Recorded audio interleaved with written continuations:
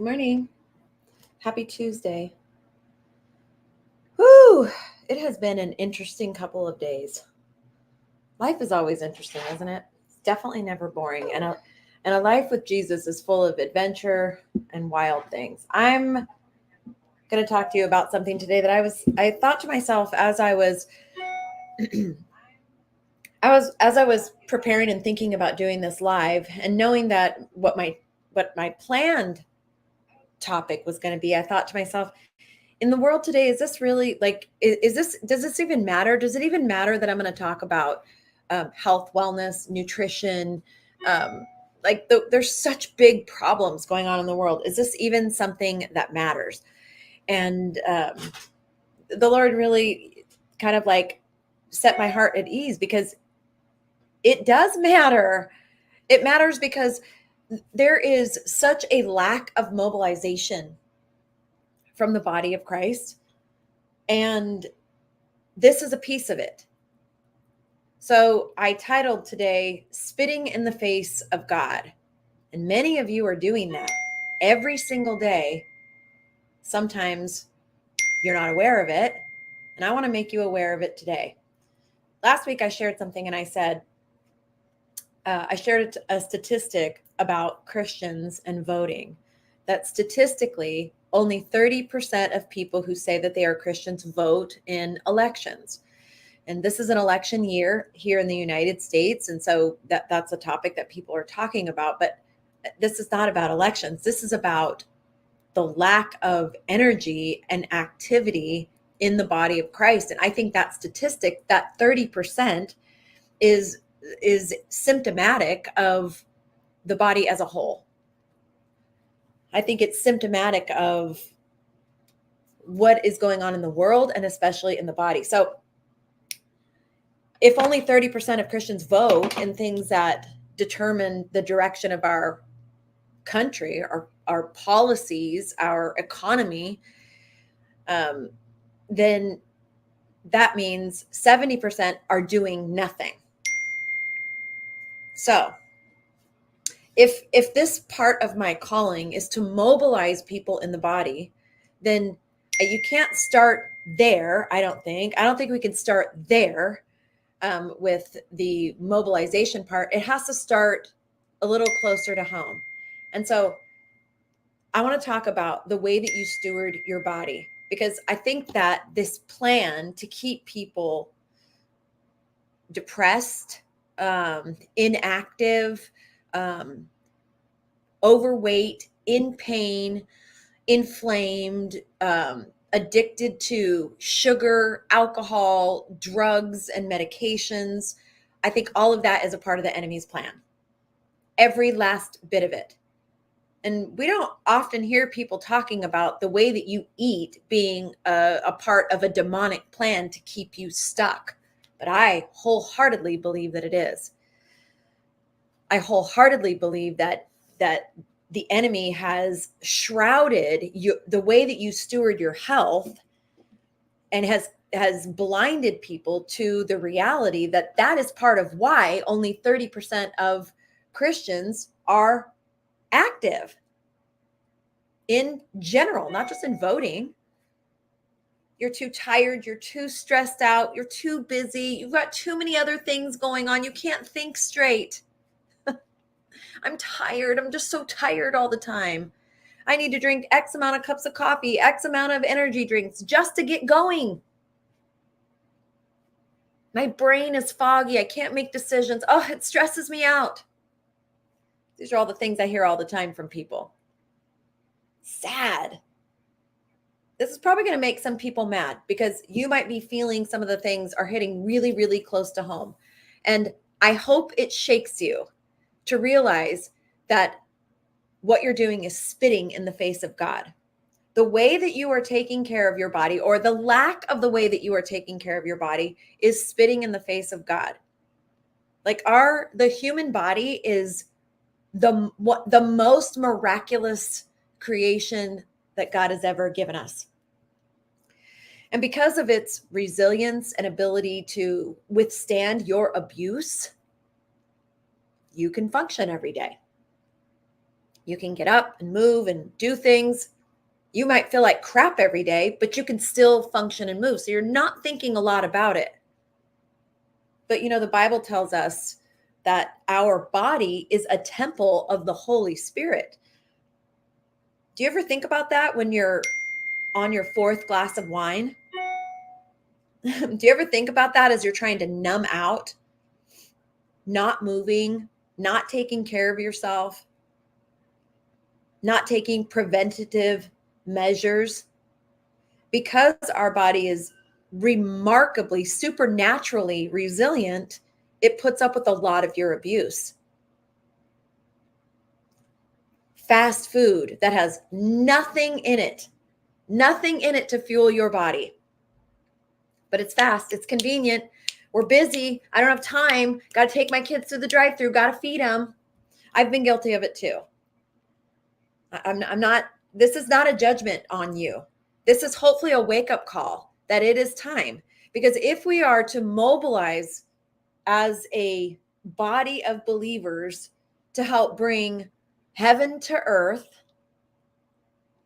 to help fulfill the calling on our lives to go and make disciples of the world, to help fulfill Jesus' mission of justice and mercy and grace on the planet Earth, then you have to be able to have the energy and the ability to think clearly and to tap into all that God has given you in the vehicle that he gave you. This is the only one you'll ever have. You can't trade it in like your car. Your refrigerator breaks to go buy a new refrigerator. You can't go buy a new body. Now you can have certain parts replaced, but along with that are all kinds of other problems that come. Statistically in the US, it's over 70% of adult women are taking an antidepressant or an anti-anxiety medication. That's terrible and sad. And along with all these medications come all kinds of other things. So as I enter into the next couple of days talking about health and wellness, I want to begin from this standpoint that this isn't about aesthetically looking a certain way. That can be a byproduct of taking care of yourself. But this is about actually thanking God for this vehicle that he gave you for however long you have it while you're on this planet, and honoring him with the way that you take care of your body. Honoring him by being intentional about what you eat and drink and how you move, how you sleep. Stopping the incredible abuse of your body with the junk that you feed it and the things that you do to it on a regular basis. Some of you are saying, oh, I can't afford it. Well, no. That's an excuse. It doesn't cost much to make a few different decisions.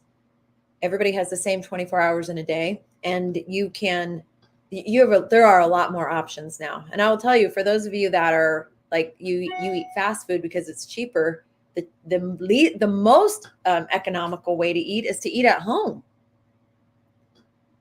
There's just no nutritional value in all of the things. And, even though I love to go out to a good meal, I'm a food snob. I'm very picky about the food that I eat and where it comes from most of the time. Can't control it all of the time. But, when you go out, when Bobby and I, we've gotten less and less with going out to eat, because we go out to eat and then we end up having a stomach ache and feeling bloated for this ridiculous price. And then 2 hours later, you're hungry again because you haven't actually fed your body any nutrition. So what the body does, what the brain does, is when you put food in, your brain is seeking nutritional value because our bodies need certain things to fuel it. It needs minerals, vitamins, it needs protein and hydration, all these things. So when you eat things that have no nutritional value, but calories, the brain says, well, you may have given me calories, but you didn't give me any nutrition. So I'm going to tell you that you're hungry again in a short period of time. And people begin overeating, and it's just this sad cycle. I happen to believe in a protein-centric approach to healthy eating. I actually use a company called Grassroots. I think it's called Grassroots for all of my meat. It is locally grown, local farmers that have created a co-op, and you can buy meat directly from them. All my chicken, all my beef, any animal protein that I buy minus eggs. I don't buy the eggs from them. I don't think they offer eggs. But you can get eggs at your local farmer's market. Any kind of locally grown, no hormone meat. I think it's very, very important. And as a woman, say I'm a menopausal woman, as a woman, most women just they are not getting near the amount of protein that they need for their bodies. So I'll talk about that later on in the week specifically. But I wanted to start this health and nutrition approach with a little bit of a shakeup for you. There is zero benefit to alcohol, zero. For a number of years, we used to hear that it was a long time ago now, but they would say like 1 glass of wine is healthy. And that is just not true. Even 1 glass of wine has a tremendous effect on your body and your brain because your body recognizes alcohol as a toxin. And so it is doing everything that it can to get that toxin out of your body. And even 1 glass of alcohol is doing damage to your brain. I will tell you, I need every brain cell.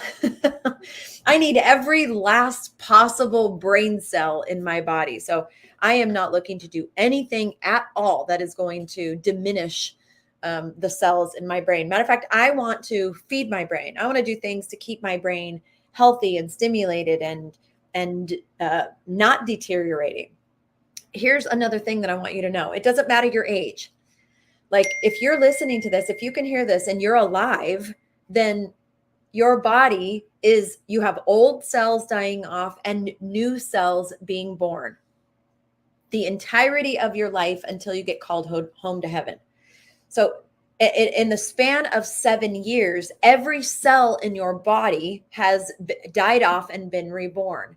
So what does that tell me? That tells me, just common sense would say, that if every cell in my body, if after 7 years it's reborn, that if I begin today to take healthier measures, to eat better, to put good nutrition into my body, to move my body, then over time, after a period of 7 years, all of my cells can be rebuilt healthier. So no matter your age, it is never, ever, ever too late to begin taking care of your body. It's very easy to get obsessed with this, especially because we are obsessed with, we're so sexualized. We are obsessed with having our bodies look a certain way, being attractive. And I mean, don't get me wrong. Everybody likes to feel good in their skin, but this is much more than that. See, my older sister had cancer. She had brain cancer, and she suffered for 8 years before she went to heaven. And I spent many, many years of my young life in hospitals, and I hate them. I hate hospitals. I don't like to go there for any reason. And so I became very, very interested in nutrition and trying to figure out ways that I could stay healthy so I could avoid the hospital, avoid the doctor at all costs. And I read a book many, many years ago called The Maker's Diet by Jordan S. Rubin. If you are interested in learning about health and nutrition and science and the Bible and how it all works together, that is a great book. Jordan S. Rubin, The Maker's Diet. And that opened my eyes to something, to the fact that I had the ability to take control over my health and eat in a way that would keep me healthy, give me longevity, and give me quality of life. I have 1 grandbaby now, and I like to get on the floor and play with her. I want to have the energy to do the things so I can keep up with her for as long as possible. I don't want to become inactive. I don't want to use age as a reason. Now, my new things happen. Like over time, we've used our joints and different things, and body parts can feel warm. That is true. But I know many people in their 80s. Matter of fact, there's a gentleman that goes to our gym. He's in his 80s, and the man is in amazing shape. He's alert and happy and lucid, and he has muscles, and he walks around the gym and he hugs everybody and he kisses on the cheek, every man and woman in the gym. And part of that is because he has taken a proactive approach to aging. It's very inspiring to me. I see him lift weights. I watch him stand on a Bosu ball and do curls with his arms. I know 20-year-olds that can't do that. You don't need a gym. You don't need a trainer. There is tons and tons and tons of free information available on the internet, on YouTube, and you can do stuff from home just with your body weight. So there's no excuse. There is an unbelievable amount of free information on the internet about health and nutrition. There's no excuse. You can start today. Give up soda. Do you vape or smoke? Stop. Like, those things are literally taking years off of your life. There is not one benefit nutritionally to your body. There is not one benefit to those things. There are things that you can stop today. So my challenge for you is today, as I begin kind of a series on health and nutrition, and I'll talk about kind of some of the things that I do. I'll talk about what I'm doing in menopause over the course of the next couple of days, and kind of the decisions that I've made about how and what I'm doing to, like, I feel good. Yes, things have changed, but I still feel good. I feel good enough to have made the decision. I'm not going on hormones. I don't want to go on hormones. I have chosen nutritional supplementation, and that's the avenue that I'm taking to walk through the changes that are happening in my body. But I want to challenge you, if there is something that you're doing in your body today, to just quit, just stop today. Now, it's a habit. If you've been doing it for a long time, it's a habit. And what we do know about human beings is that you don't ever just stop a habit, you replace it. So I would challenge you to replace a habit that is harming your body with a habit that is beneficial to your body. So this is an easy one. You're going to go, ew, but I'm going to challenge you anyway. Soda. If you're a soda pop drinker, I want to challenge you to quit cold turkey, but replace that habit with something that's healthy. If you like the fizz, if you like the bubbles, you can get kombucha. There are some good tasting kombuchas out there now. Replace your soda drinking with kombucha. The best thing you could ever do is drink water. That's the best thing you could ever do. A spring water. There's a lot of thoughts about alkaline water, this, that, and the other thing. I'll talk about alkaline water. Not today, though. But I will talk about alkaline water. But that's the best thing you could possibly do, is just drink water. You know, put that amazing, just simple. People, oh, I don't like the flavor. Whatever. That is such a lazy excuse for not drinking water. Your body needs water. And I want to give you a phrase. I want you to take it on. Are you ready? Your mind controls your body. Your body doesn't control your mind. You're going to hear me say this a lot over the next couple of days. 2 Timothy 1:7 says, we have not been given a spirit of fear, but one of power, of love, and of self-discipline. Or of power, of love, and a sound mind. Your mind is in control of your body, not the other way around. You can will yourself to do anything. So if you do not like the taste of something, then you better will yourself to do it anyway because of the benefits to your body. So I hope you'll stick with me over the next couple of days while I talk health and nutrition. I hope that you will comment in the comments below of something that a current habit that is harming your body that you are ready to replace with a healthy habit for good. Not for 30 days, not like, what do people do? People do they do a dry January, like they decide for a whole month, I'm going to sacrifice this huge sacrifice and I'm not going to drink alcohol for 30 days. Who wants to join me? Makes me laugh. I get it. I'm not judging, but it's just funny to me. I'm talking about replacing something permanently. Soda is so bad. My favorite thing to drink is water, sometimes fizzy, but not necessary, with apple cider vinegar, stevia, fresh ginger. I have watched a lot of people give up soda with this. Oh, okay. So there you go. Thank you, Brienne. That's a great little recipe. So she uses water, apple cider vinegar, a little stevia, and some fresh ginger juice. Okay. Thank you. That's a great suggestion. I'd love to see if anybody tries that. Now, don't go to, like, I'm talking about water. I'm talking about straight water. I'm not talking about sparkling water, which is carbonated. Carbonation, one of the things that drinking carbonation does is it stops your body's ability to absorb calcium. So ultimately, it can make your bones weaker. I watched a terrible video the other day of a woman who was arm wrestling with some girlfriends. It was like a bachelorette party or something. She was arm wrestling. And as she went down like this bone in her arm snapped on video. What the heck? I know nothing about the woman. I know nothing about her health, but I will say that her bone, she had some weakness going on in her bones. I want strong bones. I'm going to talk to you tomorrow about how to have strong bones as you age and some of the lies that we've been told about getting older and what you can and cannot do with exercise and food. So I hope you'll stick with me. I would love to see in the comments what you want to give up. Literally, just make a decision today that you're going to give something up that is not helping you to steward this temple that you're walking around in all day, every day, this gift of this body that you're breathing in, right? You're walking, you're moving, you're living in. What are you going to do? Take one step today to really thank God for this body that you're living in. And eating is an act of worship to him. Drinking is an act of worship to him. Taking care of this thing is an act of worship to him. So stop spitting in God's face by treating this amazing gift of your body like junk. Okay.